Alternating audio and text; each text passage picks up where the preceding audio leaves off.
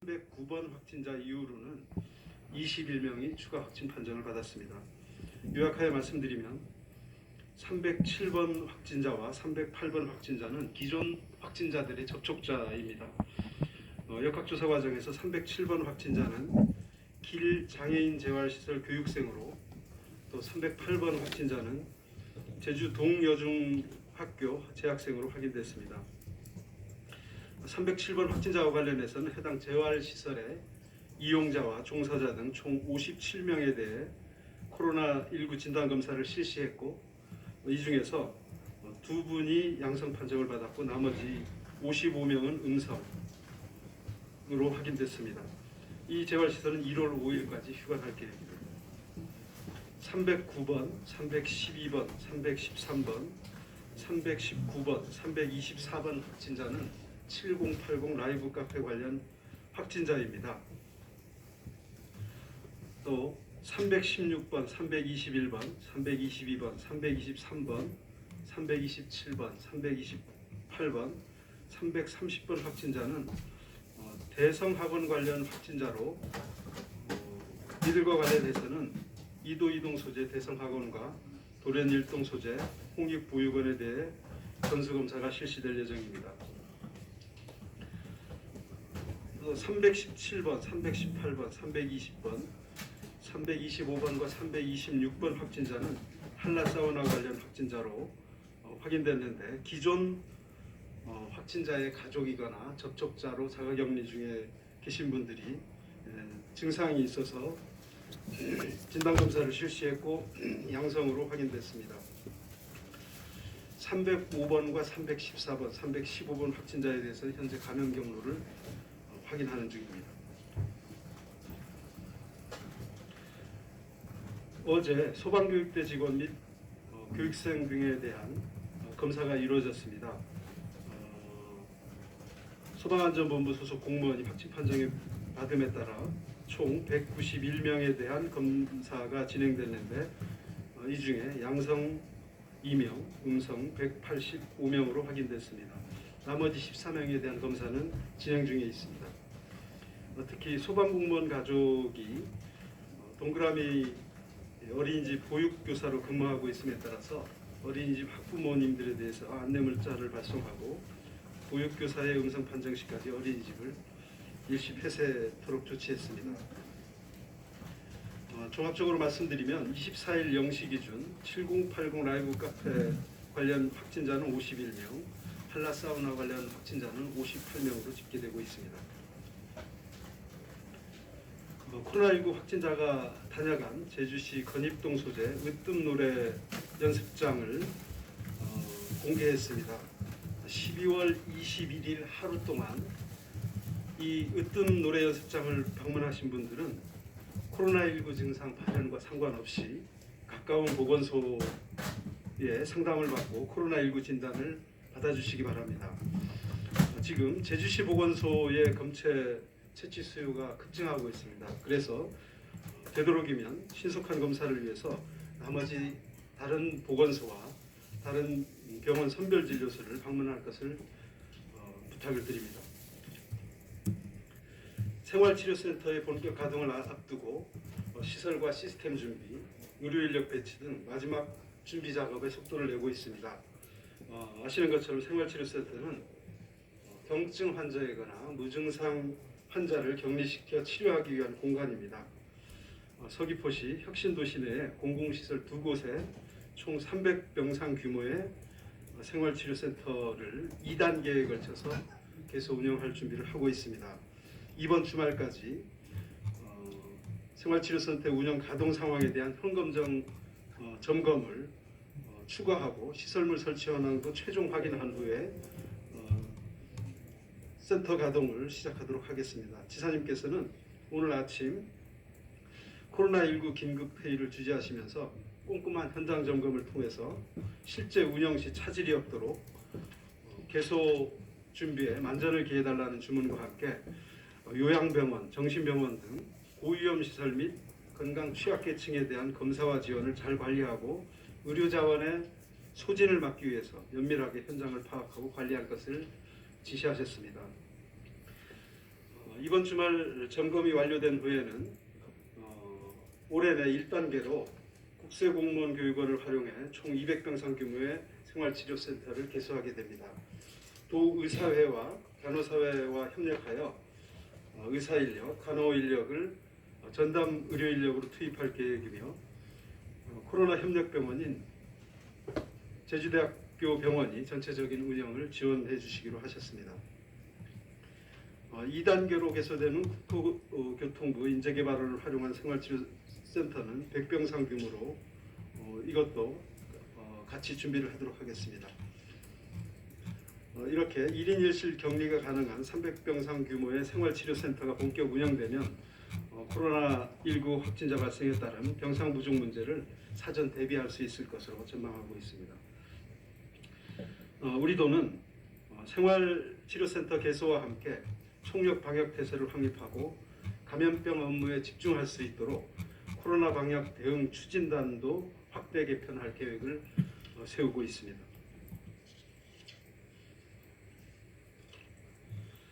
제주 지역 3개 공공병원, 즉 제주대학교병원, 제주의료원, 서귀포의료원과 4개 민간종합병원, 제주한라병원, 한국병원, 한마음병원, 중앙병원이 코로나19 확진자 급증에 따른 병상 부족 사태를 대비하기 위해 전원 후송 체계를 구축합니다. 지사님께서는 지난 20일 긴급대책회의에서 제주대학병원을 비롯하여 감염병 전담병원과 민간병원과의 병상과 의료장비 등을 효율적으로 운영하는 시스템을 구축해 제주 지역 의료 전체 시스템이 원활히 운영될 수 있도록 해달라고 지시하신 바 있습니다. 또 지난 19일 병상 운영을 위한 3개 공공병원장과 관계자 긴급대책 회의를 개최했고 21일부터 23일까지 사흘 동안 종합병원장 긴급면담과 공공민간 종합병원 관계자 실무회의를 연달아 개최하여 병원 간 전원 후송 체계 방안 등을 논의해 왔습니다. 4차례 이어진 회의에서 6개 종합병원장들은 감염병 전담병원과 민간 종합병원 간 환자 이송에 대해서 가용 가능한 모든 자원을 동원해 적극 참여하겠다는 의사를 밝혀주셨습니다. 이에 따라 코로나19 확진자 발생 시 병상 배정 대기 시간을 최소화하고 확진자 치료에 보다 발빠르게 대응할 수 있을 것으로 전망하고 있습니다. 제주도 환경성 질환 예방 관리센터 비자습 힐링센터를 운영 중단합니다. 그간 제한적으로 운영해 왔지만 지금과 같은 추세에 고강도 방역에 동참하고 도민의 안전을 보호하기 위하여 23일부터 중단하고 관련 내용을 홈페이지와 문자를 통해서 이용객들에게 정보를 안내하고 있습니다. 네, 이상 브리핑을 마치고 질문을 받도록 하겠습니다. 이어서 실시간 온라인으로 받은 기자단 질의에 답변드리는 시간입니다. 먼저 YTN 유종민 기자의 2가지 질문입니다. 첫 번째, 최근 학원발 확진자가 잇따르고 있습니다. 혹시 연결고리가 있는 건지, 학원발 감염이 증가하는 이유는 무엇이라고 생각하고 감염 예방은 어떻게 진행할 예정이신지요? 그리고 두 번째, 최근 성당발 이후 전방위적으로 곳곳에서 N차 감염이 발생하고 있습니다. 가장 큰 이유가 무엇이라고 생각하는지, 방역당국은 앞으로 어떻게 해야 할 계획이신지요?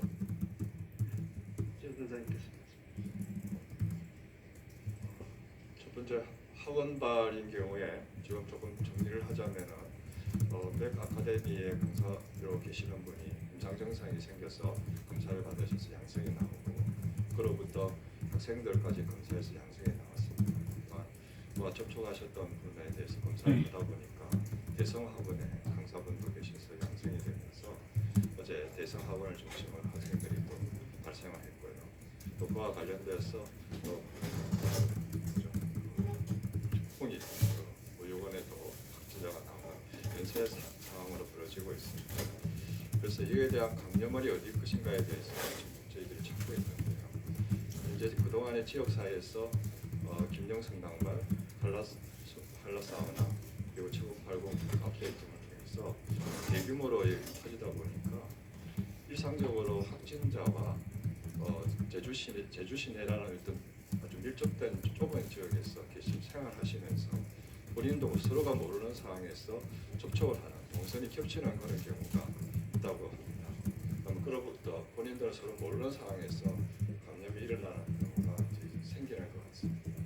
현재 지금까지 감염을 모르는 것에 대해서 특히 204번 같은 경우에도 확진자 기존의 확진자와 동선이 겹치는 걸 있다는 것을 비공식적으로 출장소로부터 질병청으로부터 보고 들었는데요.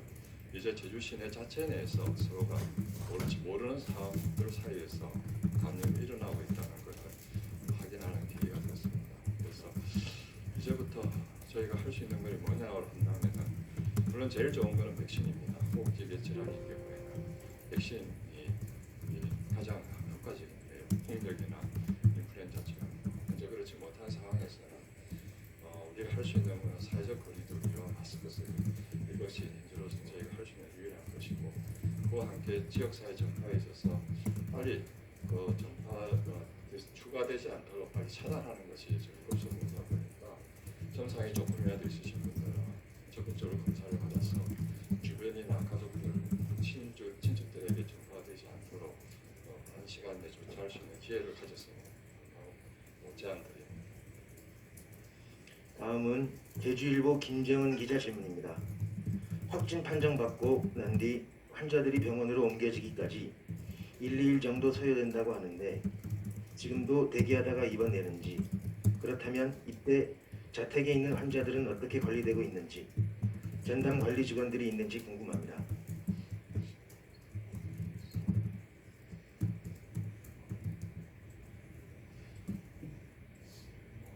그리고 일단 제가 말씀드릴 수 있는 거는 확진을 통보받고 난 다음에 저희가 지금 이송을 하는 과정에 있어서 병원에 배정하는 부분에서 좀 시간이 걸립니다. 그러다 보니까 바로 이렇게 적극적으로 이송이 되지 못하고 집에 치료하게 되는데요.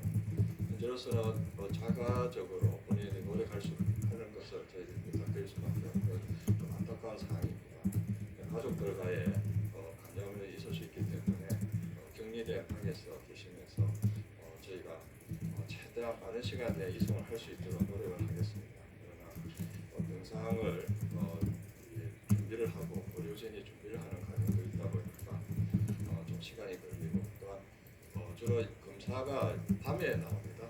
그러다 보니까 바로 이송을 하기는 오히려 본인들 환자분에게도 도움이 안 되죠. 오히려 주무시게 하는 상황에서 계시는 거가 건강을 위해서 오히려 치료를 위해서 도움이 되다 보니까 조금 그 시간을 넘기면 아침에 연락을 드리고 그러다 보니까 예상보다는 시간이 좀 걸리는 그런 상황임을 좀 양해 부탁드리겠습니다.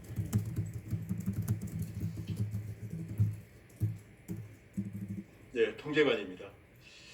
지금 병상 현황을 잠깐 말씀드리겠습니다.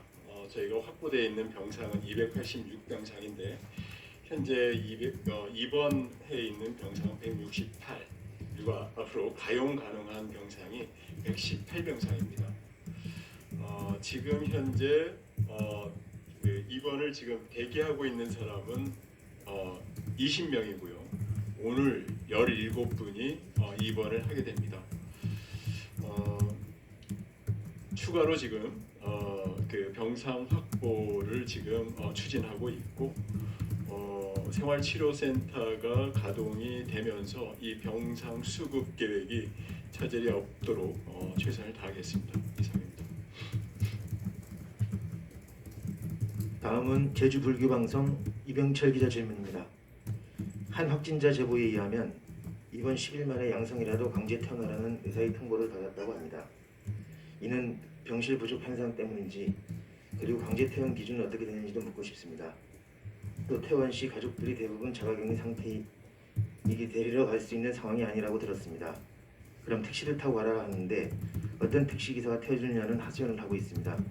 이에 대한 답변 부탁드립니다. 현재 입원하신 분이 퇴원하는 기준은 질병관리본부의 지침에 따르고 있습니다. 임상 증상이 있었느냐 여부와 증상이 없었는데 바이러스 테스트에서 검사에서 양성이 나는 여부를 가지고 기준이 좀 달라지고요.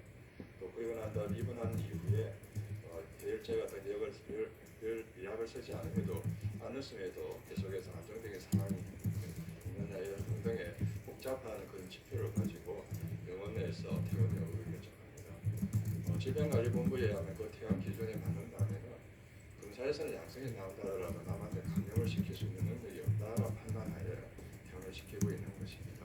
그래서 이분은 퇴원을 한다는 것은 일상적인 일반이니까 똑같은 감염의 위험이 있다는 정도에서 그 사람이 또다시 감염을 시킬 수 있는 상황이라는 것을 해석하면 안 되는 상황입니다. 그러니까 퇴원을 하는 거죠. 그래서 퇴원을 한다는 것은 일상생활에 복귀를 할 수 있다는 걸 전제로 퇴원을 하기 때문에 그에 대해서 강제적으로 퇴원했다는 건 좀 사례를 찾아봐야 되겠습니다. 그렇지는 않습니다. 지침에 따라서 퇴원이 되실 뿐입니다. 다음은 KBS 허지영 기자 질문입니다. 학원발 감염이 보육원으로까지 확산됐는데 감염 확산 원인과 추가 감염 우려 여부 궁금합니다. 그리고 확진자가 벌써 300명대에 접어들었고 인구 10만 명당 발생률이 부산을 넘어섰습니다. 한동안 이러한 확산세가 계속될 거라고 보시는지 질문드립니다. 첫 번째 지금 학원발 확진자가 나오는 것은 굉장히 안타깝습니다. 더구나 학업에 열중해야 될 학생들에게서 나온다는 점에서 이번에 예방할 수 있는 부분을 예방하지 못하는 것에 대해서 좀 안타까운 것입니다. 아무래도 학원이라고 하는 거가 좁은 공간 내에서 밀접된 내부 공간에서 장시간 있다 보니까 감염 위험이 사실 높은 것도 사실이고요. 두 번째는 지난번에도 이야기 드렸습니다. 계절의 영향 등등으로 인해서 바이러스가 전파력이 굉장히 높다는 등등으로 인해서 최근 들어서 많은 시간 내에 많은 사람에게 전파를 하고 있는 양상을 보이고 있습니다. 그래서 저희들은 지금 특히 이렇게 집단으로 생활하시는 그런 곳에서 환자가 발생하면 많은 시간 내에 전수조사를 통해서 그 속에서 정상이 없더라도 바이러스를 가지고 양성이 나온 사람들 확진자를 많은 시간에 찾아내려고 노력을 하고 있습니다. 그러나 워낙 이제 속도가 전파 속도가 빠르다 보니까 아직까지는 통제를 하지 못하고 있는 상황입니다. 향후에 어떻게 될 것인가 하는 측면에 있어서는 지금은 예단하기는 어렵습니다. 그러나 지금 제주도가 지난 18일부터 2단계로 올린 상황에서 많은 국민들이 협조를 해주시고 있기 때문에 그에 대한 부분에서 이번 크리스마스를 전후해서 조금 더 고통을 인내를 하신다면 그 결과의 부분에 있어서는 좀 좋아지지 않을까 합니다. 특히 그 학생들인 경우에는 마침 18일 이후부터 그리고 집단 발생 이후부터 온라인 수업으로 전환을 했습니다. 그것 때문에 학원발 문제도 학교에 영향을 더 미치고 있는 상황이거든요. 그래서 좀 힘들지만 그보다 전파에 있어서 큰 도움이 된다, 전파 예방에 도움이 된다는 것도 강조드리고 있습니다. 다음은 제주경제신문 표성준 기자 질문입니다. 질문 두 가지입니다. 첫 번째, 22일 브리핑에서 204번과 같이 어디에서 감염됐는지 모르는 상황에 대해 질본청에 추가 자료 분석을 요청해놨다고 말씀하셨는데 추가 자료란 무엇인지 설명해 주십시오. 그리고 204번 외에 질본청에 추가 자료 분석을 요청한 사례가 있었다면 그 결과도 같이 알려주십시오. 그리고 두 번째, 최근 코로나19 감염 속도가 빨라졌다고 설명하셨는데 그 외에 과거와 달라진 임상적 특징이 있거나 주목할 만한 점이 있다면 알려주십시오.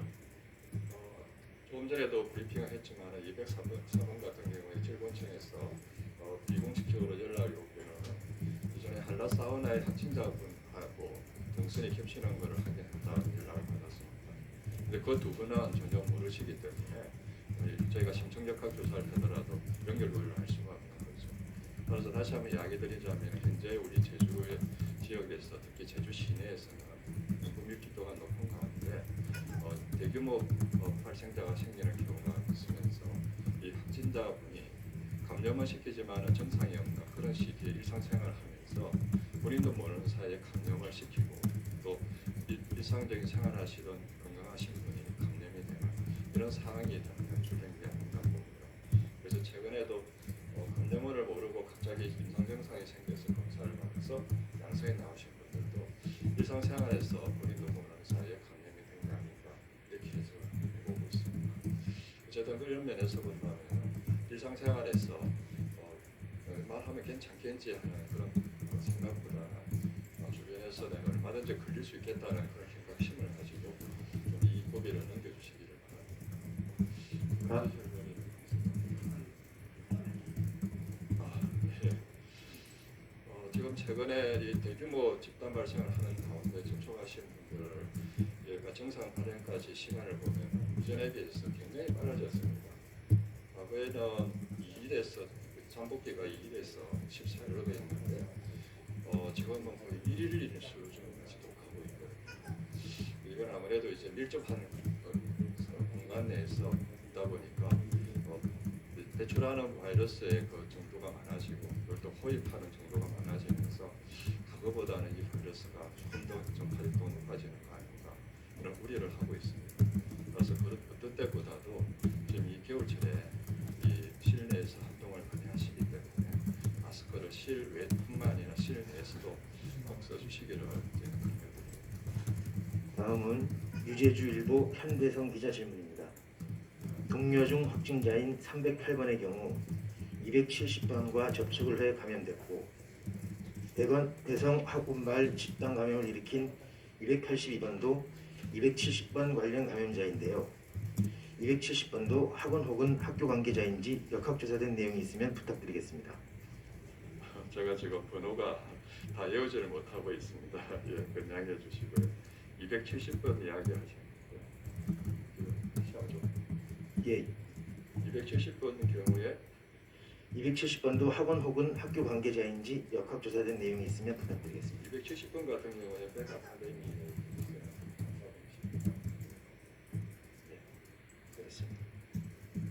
다음 질문입니다. 제주투데이 김재훈 기자입니다. 드림타워 등 호텔 내 수영장이 운영되고 있는데 호텔 및 민간 수영장 운영과 관련해서는 어떤 지침을 내리고 있는지요?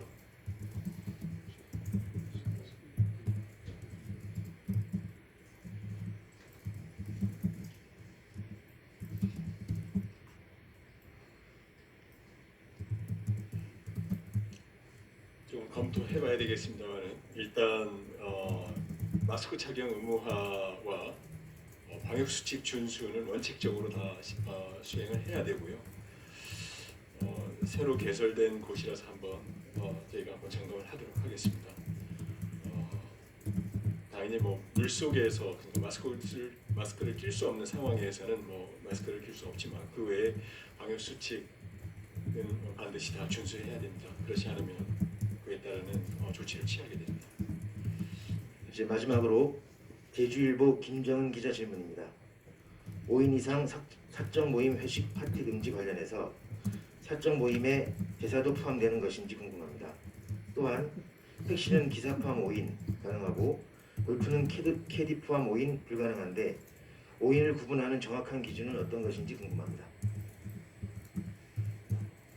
예, 뭐 제사를 포함해서 일단 4명까지만 가능하다는 얘기고요. 아까 택시는 기사 포함 5인 그리고 골프는 캐디 포함 5인 불가능하고 택시는 기사 포함 5인이 가능하다고 하는데 5인을 구분하는 정확한 기준은 어떤 것인지 궁금합니다. 예, 그게 이제 20일 오후에 이게 지금 발효가 되어서 지방에서 준비하고 있고 아주 세부적으로 아까 같은 상황을 저희가 조금 더 발빠르게 빨리 검토해서 그런 부분에 대한 정리를 하도록 하겠습니다. 골프까지는 뭐 캐디를 포함해서 4명까지만 허용되게 돼 있습니다. 그렇지만 이제 너무나 다양한 그 모임들이 있기 때문에 그걸 빨리 한번 검토해서 말씀드리도록 그렇게 하겠습니다. 네. 이상으로 금일 온라인 브리핑을 모두 마치겠습니다. 모두 수고하셨습니다.